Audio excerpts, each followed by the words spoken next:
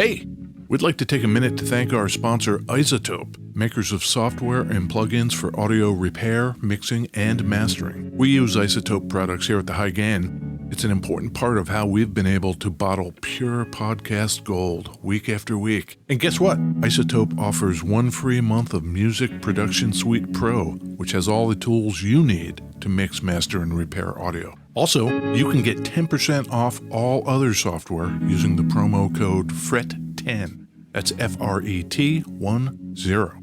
All of this is at iZotope.com, IZOTOPE.com.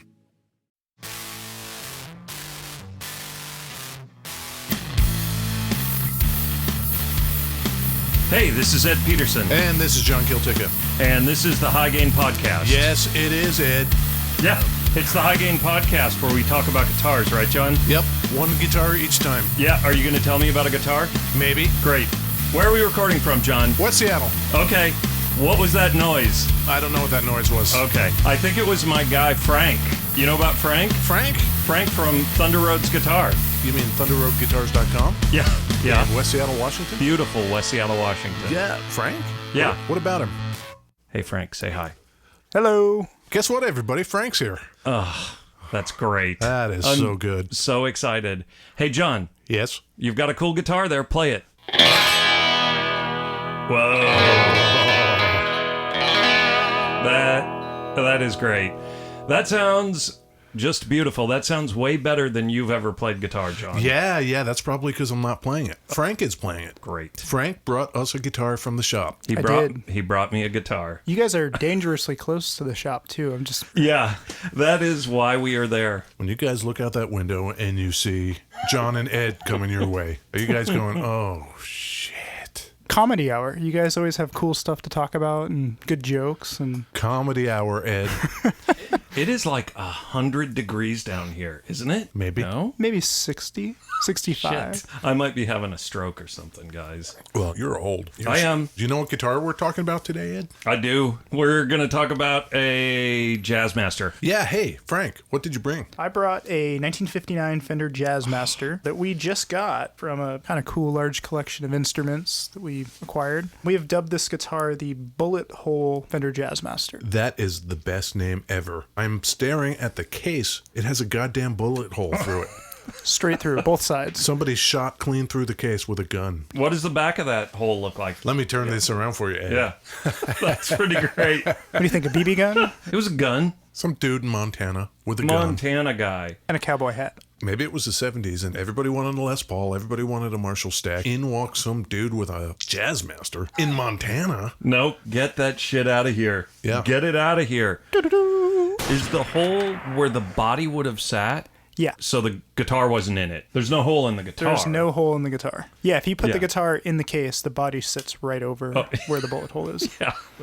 We will post pictures of the bullet hole. Yeah. It is really cool. Yeah. What else did you get? What didn't we get? Yeah. A lot right? of Telecasters, some Strats, some Dan Electros, a couple Martins. The good stuff. Did you leave stuff behind? We did. There was a list of a lot of things, and we took, I would say, 90% of it. Oh. And there were some things that they wanted to keep in the family, and there were some things that were maybe projects. Right. Because that thing, it looks great. That is not something that you need any work done to. Hey, Frank. Yes. How did you get into this business? So growing up, my dad played guitar and bass and collected instruments and stuff, and kind of was buddies with a gentleman in town that owns a music store, and kind of sweet talked him into letting me sweep the floors and clean the toilets. Sweet, sweet toilets. Yeah, that kind of stuff. Sweet talk him. So I left my... Let my boy clean your shitter. I got to leave my job of bagging groceries and sweep floors at a guitar store, which was really, really cool. And played bands and worked at other music stores. And I don't really know how to do anything else. And I didn't go to college, so here we are. When you opened your first store, it was not in the location it's No, in now. we were down the street. We actually started online first for about 10 months before we had the first location. So I had a small collection of guitars, and Your when the inventory. website went up, Yeah. that was it. Small collection, like 20 or... I think we started with 10 guitars, Roland Space Echo, and 2 amps. Wow. That's crazy. Yeah. As a whole, started in 2011. We opened the store down the street in 2012 and moved to our current location in 2015. And then you opened the Portland store like... September of 2017, so last fall. Where's the Portland store? 19th and Lovejoy. Cool. So you're still playing? Yes. So I play in a band with some buddies of mine that are all kind of in the guitar community. The singer in the band works in another music store in town. The bass player works at that same store.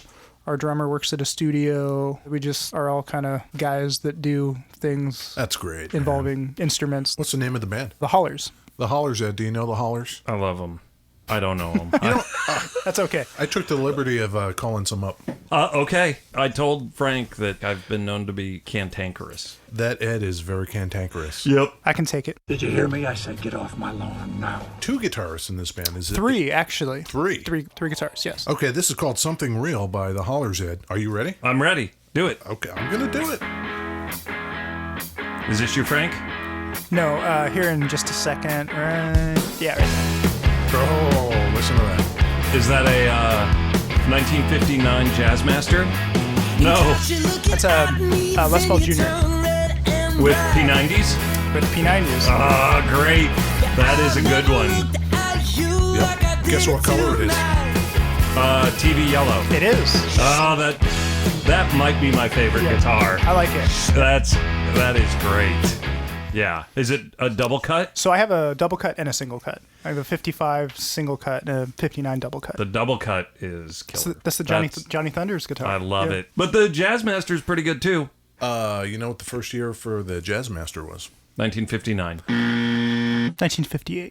Oh, Thank you, Frank. I didn't want to directly contradict Ed. I believe Frank. We've fact-checked you a bit, and you... Oh, I make shit up. Yeah. I'm very embarrassed to say that in our Hagstrom episode, I declared Carl Eric Hagstrom to be very much alive and kicking. Great. When, in fact, he is not.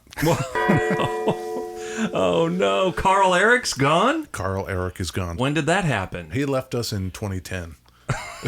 A little while back. Okay. So eight years ago, and somehow I missed it. What do you think about ABBA, Frank? Exactly. And somehow John brings them up. Every goddamn episode, we have to talk about ABBA for like 5 minutes. To be perfectly honest, I don't know if I've listened enough of it to really form an name opinion. an ABBA song. Can't do it. He played 2 of them for me last time, and it's like, oh yeah, that's ABBA. And like, we just did this last week, and I still can't name a fucking ABBA song. I don't know. Dancing Queen? Yes. Yes. See, you know Dancing. Oh, yeah. Yeah. ABBA. Yeah, okay. Of course you do. Good. Who gives a shit? Frank don't care. Frank doesn't care. No. So, yes, 1958, this thing is introduced. It's a Leo Fender design.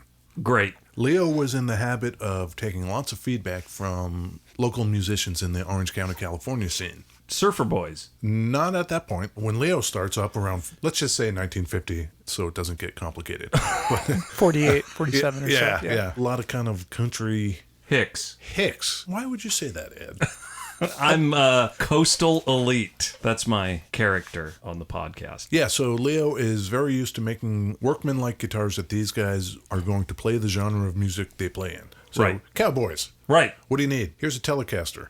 Great. Fuck that stand-up you're dragging all Yeah. around. Here's an electric solid body bass. Perfect.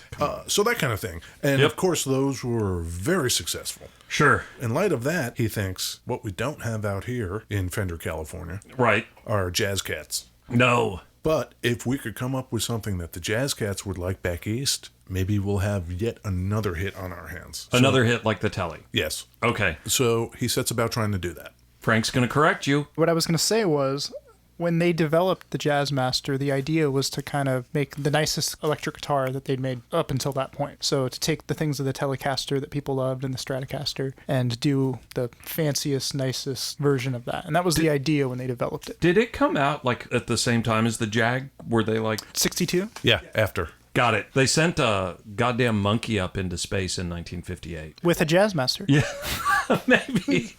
Yeah. Yeah, they did. The U.S. sent a monkey up, 2 of them, and they lived. When they came back, they were pissed. Or alive. They were alive. Really? They made it up and back. They were just probably happy to be back. Monkey style. Right. All monkey stuff. Exactly.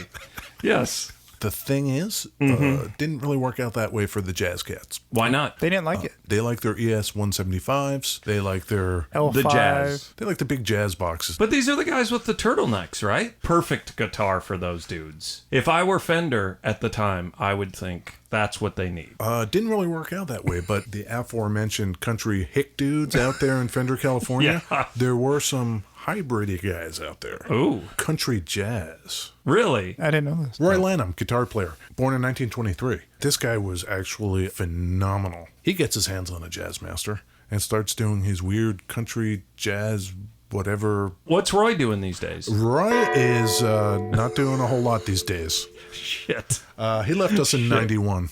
He also, for a while, played with Roy Rogers. Oh, great. Roy Rogers. Silver. He had that. Yeah, that- Trigger. Who had Silver? Silver was that? That was the Lone Ranger. Lone Ranger, yeah. Yep. I get it. You're into it. I can Yeah, tell. I love it. I'm okay with it. I like that it was done then. I'm less into it when dudes today are playing that. So he's playing with that jazz sensibility, but Yeah. it's kind of country Yeah. It's got the slap back going. Come on. You slap kidding back me? head. Yep. Slowly but surely, that's where the success starts coming from. The West Coast here, where we are, not Yeah. the East Coast jazz cats who are with their reefers. West Coast is the best coast, baby. Yeah. Everybody says that. Everybody. So you know where the Jazzmaster breaks wide open? Fender, California. No. Seattle, Washington. Yes. Really? West Seattle? Frank, Tacoma. Okay. the Ventures. Yeah. Walk, don't run. Yeah. The lead guitarist, Bob Bogle, he's a Seattle guy. Right. Even What's though he doing these days? What is he doing these days? Not much. It's really depressing. It's just That a gong litany. is just like, I know. It's terrible. Oh. How about that, huh? That lead line, that's a Jazzmaster. I love it. This is great. That's great. How does it happen that music just goes from not that to that? You know what I mean? How did dudes start playing that surf style and it just became like super popular? Well, that guy listened to this guy that Right, heard right, another guy right. playing Yeah, it in his yeah. basement, and he's Yeah, like, I could do yeah. that, but I'm going to do it like this. Right, Yeah. right. And then his buddy heard him do it like that. It's like, no, I'm going to do it like this. yeah. And then It's- boom, you have the Ventures. Yeah. Yep. It certainly happens organically like that, but I don't know that you could trace that No. lineage, you know? But Like when it it's happens, lost. everybody jumps on the wagon. Yeah, you know? yeah, so, exactly. So a band like that, you know, in any genre becomes popular, and then everybody Yeah. Yeah. you know, gets a 'cause Jazzmaster. There wasn't a whole lot of surf, and then there was a shit ton. And I don't know if the Ventures were the first per se. Yeah. I'm sure there were Sure. maybe some other bands Yep. before them that Yep. So I wonder if you had to be a real snooty guy to play that guitar in the day, because that was expensive. So I think when those actually hit the market, they were more expensive than a Telecaster or a Stratocaster because they were the Like a lot, right? Had- Weren't they a I don't know fair by bit how more? much, but Yeah. they were a good amount more. You were shelling out the money. Yeah, The so dough. yeah. $100, $122, $125, somewhere in that range. More yeah. though, but that's like, you know, when you're paying $300 and your mortgage payments 80. Yeah, it's crazy. Not now, So, no. No, especially not now. here in Seattle. Yep. Yeah. So one of the things that makes that tone different, I don't know if you spotted it, Yep. in both the Ventures and the Roy Lanham thing, is it's kind of warm and mellower. These pickups are shallow. They sit shallow, so they're wound and they sit low, and so the windings are farther apart. It makes it a kind of broader, warmer tone.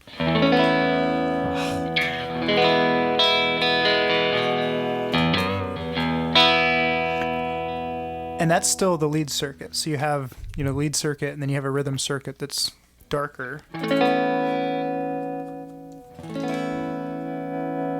It's your tone. There are a lot of knobs and switches and shit going on with that thing. Like, what's the lead circuit up top? All right. So you have two pickups. Yep. Bridge pickup, neck pickup. Yep.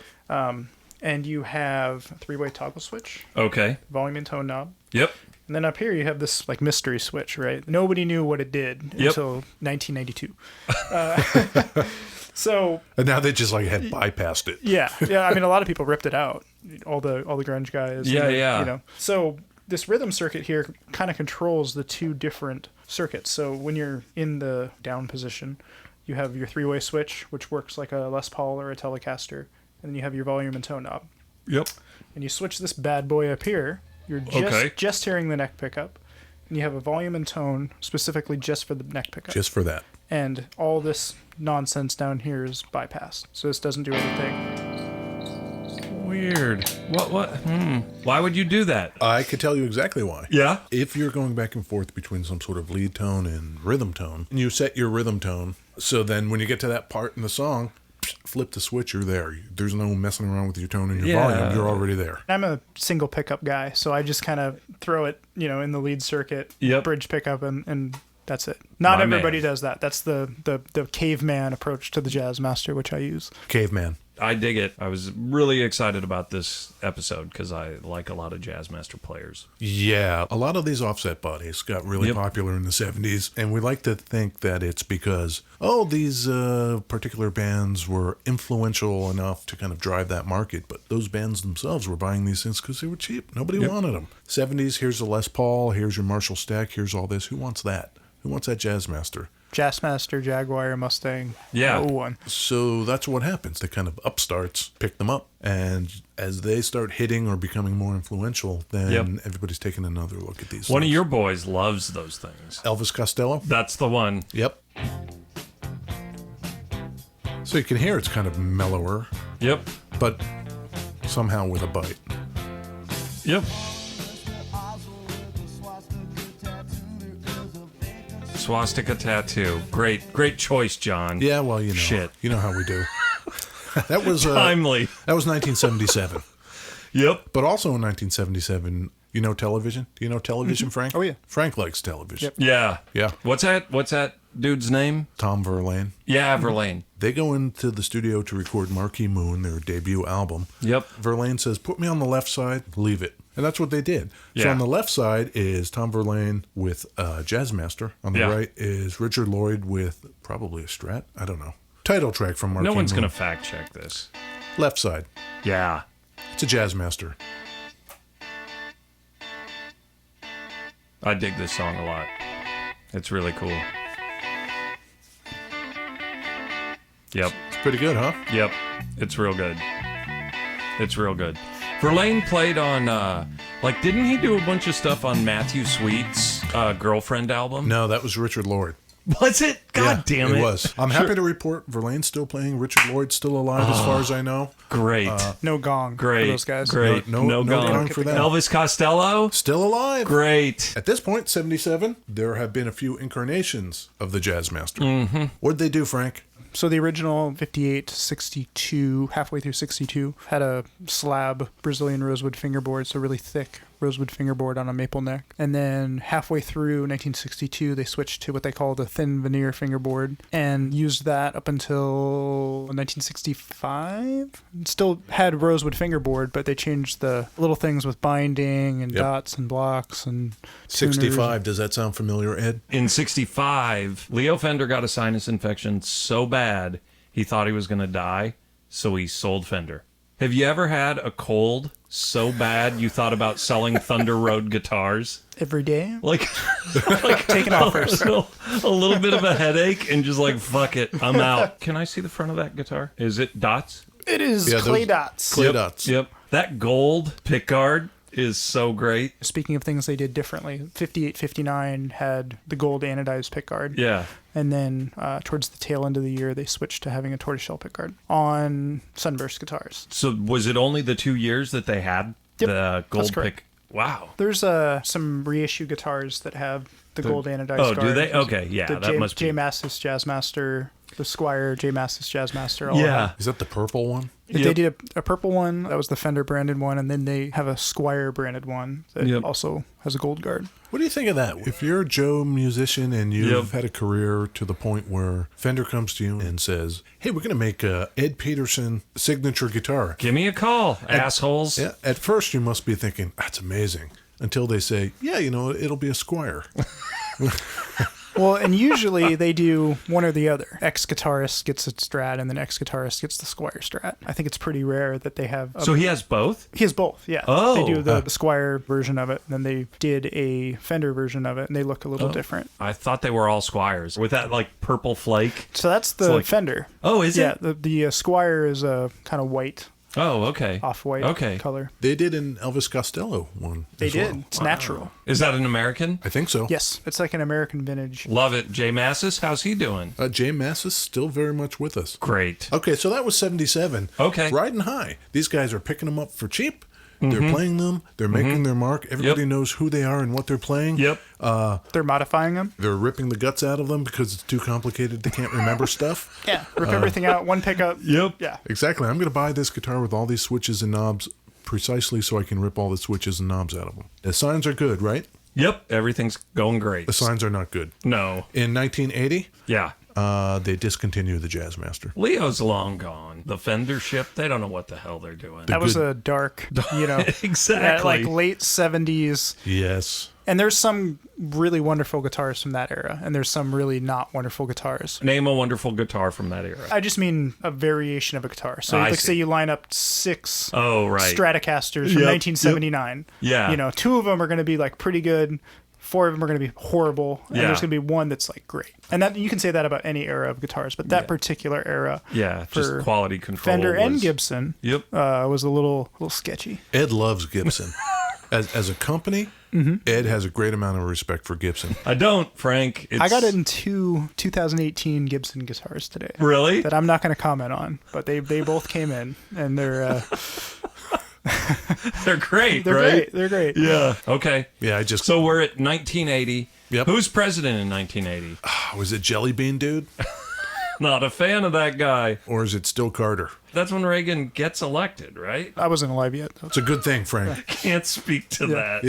Yeah. Reagan won in 1980. A dark time. Frank can't speak to it Yeah. because he wasn't alive yet. We often hear that Reagan, behind the scenes, made backdoor deals to release the hostages. The October surprise. Yeah. So who's to say that he didn't orchestrate the discontinuation of the Jazzmaster? That would be classic Reagan. He lived in California at the time, not far from Fender, California. Yep. He was governor of California. Okay. Like Arnold Schwarzenegger. Terminator. Exactly. That second Terminator, though, I'm telling you, is like one of the best movies. Exactly. I need your clothes, your boots, and your motorcycle. We got there from Well, I think this is- Ronald Reagan, R.I.P. Don't bother. All right, fine. Okay. It's all coming into clearer focus now, though. Maybe Reagan says, I get elected to this thing, the Jazzmaster's gone. That dude is a monster in more ways than one, so I would not be surprised if he did that. Yep. Oh, yeah. Get elected president and immediately discontinue a beloved guitar. Yeah. Did he do 2 terms or 1? He did 2. Okay. By his second term, he's getting kind of addled. 1984, Right. the Jazzmaster comes back. Really? They reintroduce it. There's only a 4-year gap? I've seen lots of Japanese Jazzmasters. I think you may be onto something, Frank. Yep. Perhaps these were Japanese. Yep. Which makes sense also. Take them over to Japan where Reagan can't get near them. Sure. So there are these reintroduced models that have all the features and benefits of the ones made in 62 and 66. Right. You know Tad? I do know Tad. Grunge Tad? Yeah. Yeah, I know Tad. Is he a West Seattle guy? I think he is. That's great. He's got a big beard. Beardy old dude. Yeah.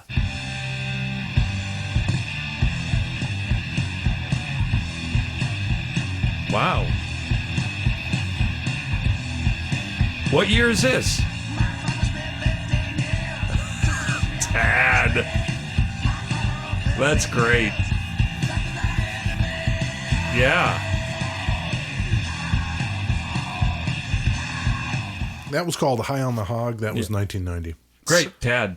The Cure really likes their Jazzmasters. Is there a Robert Smith signature Jazzmaster, Frank? No. There is a Robert Smith signature Schecter, though. I think. Schecter. We should cover that. Yeah. Yeah. Nice. All right. Robert Smith. I'm Yeah. ready. So you can kind of hear that warmer tone coming off those pickups. Okay, it's the Cure. You know what the Cure sounds like. Everybody knows what the Cure sounds like. Makeup and stuff. Did you know the Cars like them too? Nope. The Cars like them too. Okay. Who? Rick Ocasek? Hear that? Does that sound like a Jazzmaster or what? Oh yeah.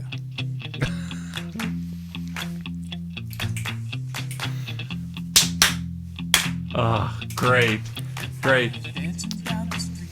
Okay. It's still got life. Yeah. It's still going on. So people are picking them up. They're Yep. not buying those. Despite Reagan, they're not going to buy it. Right. Yeah. Right. Exactly. 91. Yeah. You know what happens in 91, don't you? Does Loveless come out in 91? Yes. Oh my God. Kevin Shields. Yeah. He's recording the sessions for that album, and he's doing the Kevin Shields thing with all the different effects and doing whatever he's doing. Yep. But the producer feels he is not getting enough variance in what he can do and suggests to him, why don't you try this here Jazzmaster? Oh, really? And from that point on, I think Kevin Shields is a Jazzmaster / Jaguar dude. That's his deal.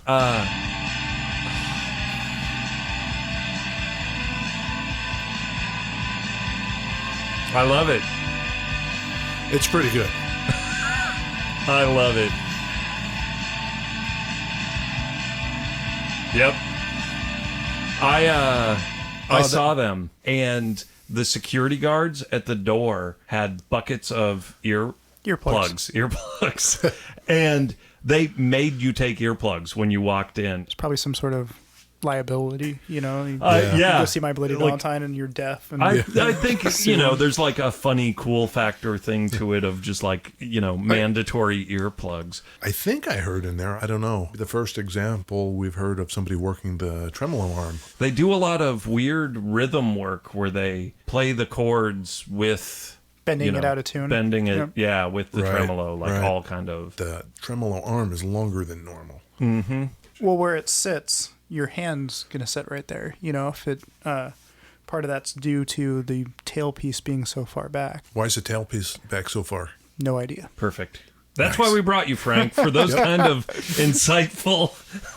I'm sure there's a caller can call in. Yeah, and tell us. exactly. We're waiting. Anytime they'll be calling Yeah. in. Do you play with the tremolo much? Yeah. It definitely serves a purpose, I think. Do you do the rhythm thing with it at all? Not so or- much. Yeah. Mostly as a... It seems like a weird thing, but I definitely see people doing it. But Oh, yeah. I think I remember the first time I saw somebody do that. I was like, what the hell are you doing? Yeah. Like actually holding onto it and just strumming at the hitting same time. the same chord, bending Yep. the guitar to wow, wow, and I'm like, what the fuck are you doing? I love it. What's the difference between the pickup on that and the Jaguar? Hit it, Frank. The Jazzmaster pickup is wound a little hotter than Yep. a Jaguar pickup. Okay. The size is obviously different as Right. well. They sound different. To me, the Jag pickup sounds more Strat-like. You know, Right. that it's a little brighter and snappier. Yep. Depending on the guitar, I've always found Jazzmasters to sound a little darker than a Strat or a Jaguar. All right. Keep going, John. Keep going. You want to Yeah. know who else is Tell me more. doing stuff? Yeah. Jay Massis. Maskus. He likes distortion. We know that, but also,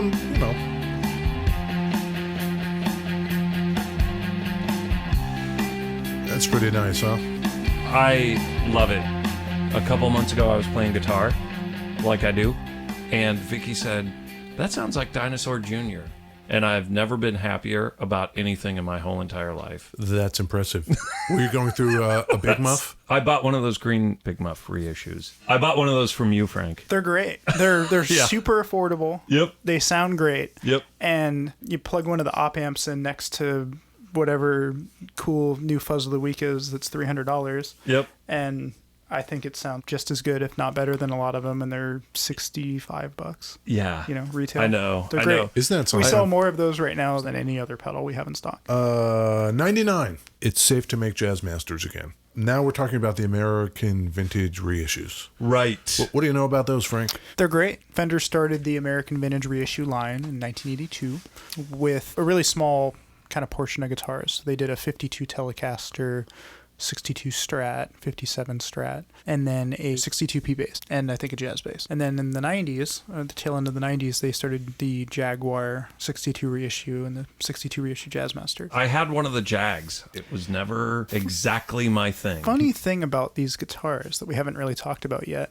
is you have to set them up a certain way to get them to play the way that they should. And a lot of people just kind of throw strings on them and they're like, this thing sucks. It doesn't stay in tune. Yeah. I don't know what Guilty. I don't know what that little button does. Yep. The bridge, the strings are flopping around the bridge. That button's flopping back and forth, and you're like, what is happening here? Floppy buttons. Oh man, there's a new band name for you, Frank. I'm in. Okay. I'm in, Frank. If I get to play drums, Great. I'm All right, Frank's Great. floppy buttons. Yep. So, All right. but I think one of the big things to make them play well is heavier strings. It's heavier than you would use on, say, a Telecaster or a Les Paul. I've just found in my experience that they play better, they sound better. What gauge of strings are on that Jazzmaster? 11. You know what they say, Ed? Tension equals tone. Yep. They do say that. Like I love it. If you put a set of 9s on that guitar, it would just be like the worst, the absolute worst thing in the world. And- Guitar Center right Yep. out of the box. Yep. Exactly. Here Exactly. you go, sir. Yep. So I Yep. worked at Guitar Center for a very, very short time. Did you? And it was right when they sold the company. So Guitar Center was like privately owned, and they sold it to this conglomeration that owns Toys R Us and a bunch of other shit. And they stopped the Toys R Us was owned by Bain Capital. That's who owns Guitar Center. I don't know if they still do, but they did at this time. You know Bain Capital. They're run by Mitt Romney. Mm-hmm. And he bankrupted Toys R Us. That's Yep. And what do you think's happening with her? Anyways, yeah, that's for another podcast. Great. But that the month that I started working there, they cut the whole. They got rid of no haggling, no deals. We're not doing any deals. And growing up, going to music stores and Guitar Center and Musician's Friend when there was still a Musician's Friend in the area, that's part of the culture. You haggle a little bit. There's a little bit of kind of used car. Yeah. What's your best deal? That's just part of the business. And so it was really interesting to see that. I've bought a few things from you. Most of them before we came in and annoyed you so much. And I never felt weird buying anything there like Good. that. And I've always walked out thinking I got Didn't more get for fucked. whatever it is that your guys and you do. Try to do not that. Yep. Hey, what about Sonic Youth? Lee Ronaldo, he likes the Jazzmaster. He likes the Tele Deluxe. In a Did you- Jazzmaster. Yes. Wide range pickups in a Jazzmaster. Yeah. So they did Yep. Fender did a Lee Ronaldo Oh, did they? Jazzmaster With the wide ranges in it. Oh, I did not know that. I am a big That's- fan of those pickups. You know that, Ed. I do. They sound great. I just wish that guitar wasn't a Telecaster. You could do the thin line. Lighter for people that can't hold heavy weights, Ed. For the elderly. This Something with ageism has got to stop. It's got to stop. I think I'm a bigger fan of the custom. The custom's got the kind of hybrid almost. They're cool to have in the store, but I've never personally bonded with. But you have with the Deluxe? Yeah, I like the Deluxe. Great guitar. You know what's strange about this, though? Whether it's the Jazzmaster or the Telecaster Deluxe or any of these models that go out of fashion then come back in fashion, it's not like the guitars themselves over the years got better or got worse, but maybe the way people were using them changed. That whole 90s era, Sonic Youth, Dinosaur Jr., and My Bloody Valentine, I love all that stuff.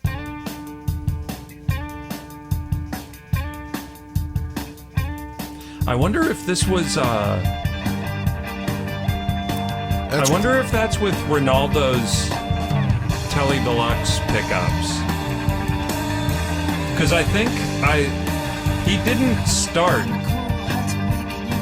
Stop it. Turn it off. He didn't start putting those pickups in early on. Early on, he played just straight up Jazzmasters, but he liked a Tele Deluxe, and so they added them later. I read that, or I saw an interview with Jay Mascis. Masking tape. Jay Masking. He drove an hour and a half to a guitar store because there was an ad in the paper that they had a Strat for $400. He shows up and the guy says, "Oh no, it's $450." And he didn't have $450. He had $400. But we've got this Jazzmaster for $300 and we have a Jaguar for $200. He bought his first Jazzmaster for $300. What's that 59? That's like $300. I'll give you four. I'll give you four for it.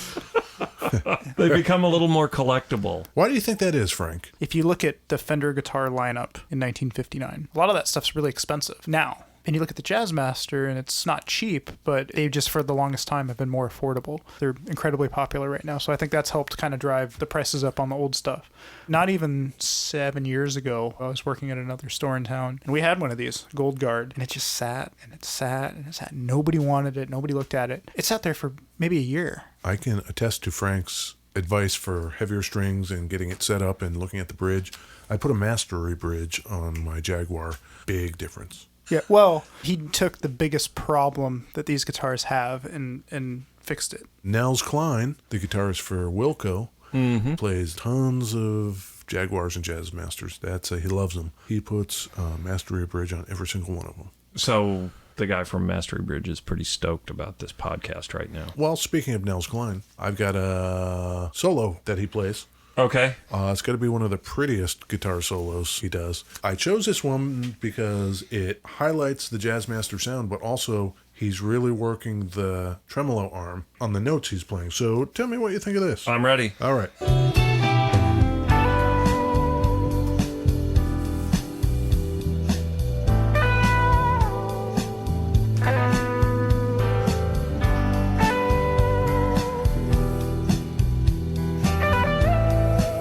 Hear him just shaking that thing? Oh, I hear him. Yep.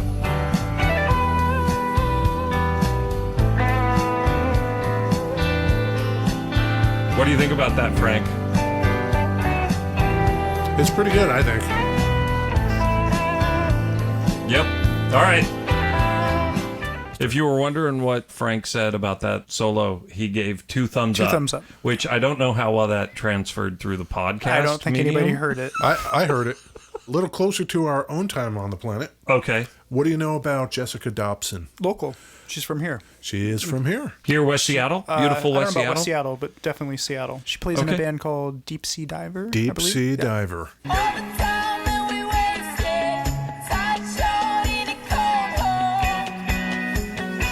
That's a Jazzmaster. This is my jam. I'm super into it. Yep. Yep. All right. It's pretty good, huh? I love it. Hers is one of those natural finish ones. One of the Elvis Costellos. Did they have an actual natural finish model outside of the Elvis Costello one? No.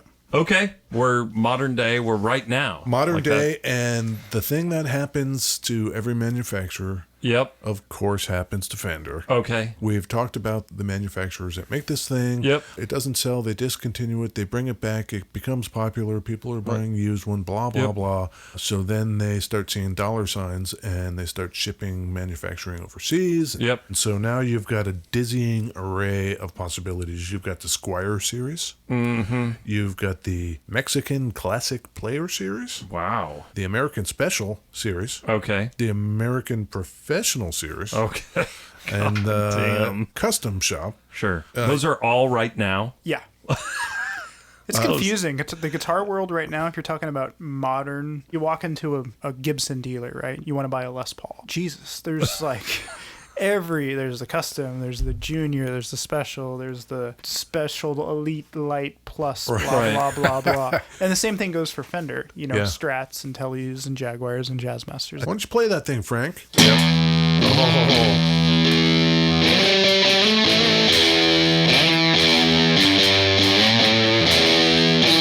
That's nice.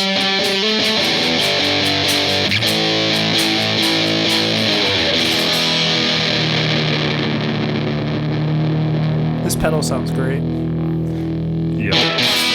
I don't know if it's a op amp big muff, but it sounds pretty good. For the record, I am now holding this guitar in my hands. Yep. I like the larger body. Looks good on you. It fits. I wonder if I can do any of that television.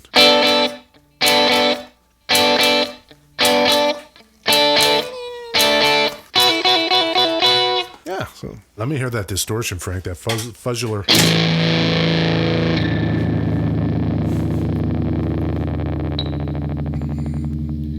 So I had a guy in the store today that I thought was going to leave with it. He was going to give us 2 Jazzmasters. If he did that, if he came into the shop with 2 like American vintage reissue Jazzmasters. I got 2 guys to call. All right. All right, hey Frank, how can people get in touch with you? They can stop by our store. Where's that? In lovely West Seattle. Beautiful. Yes, beautiful West Seattle. Yeah. Yeah, beautiful. Yeah. Great. We're open Tuesday through Saturday, 10 to 6. Great. They can check out our website, which is 24/7. ThunderRoadGuitars.com. Yeah. We got Instagram. We're quite popular there. Facebook. Do you sell more online or in person?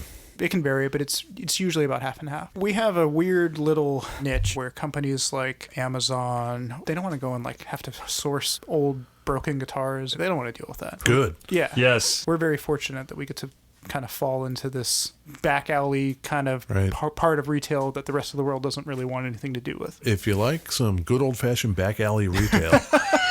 You know what I mean, right? I mean, Yeah. If anyone out there is anywhere near West Seattle, you should totally go in if you want to just gander at guitars. And it's crazy the turnover in that store. You have to inspect them all. You have to clean them all. You have to set them all up. Everything gets pulled apart. Yep. And is set up with new strings, cleaned, and photographed on the website. Buy guitars from Frank. ThunderRoadGuitars.com. Frank is great. The store is great. Yeah. Are we done? How can people find more about us, Ed? They could go to thehighgain.com. They could go to Facebook. Yeah, they could find us on Facebook.com, The High Gain, or Twitter, The High Gain, or Instagram, The High Gain. That's right. Could they email us? They could email us at highgainpod@gmail.com. Great. You know what else they could do, Ed? What? They can get the podcasts anywhere they get podcasts. We're everywhere. Like iTunes, Yep. Stitcher, Pocket Casts. Casts. Yep. I don't know. Yep. Google Play. Yep. Shit like that. All kinds of shit like that. Yeah. Great.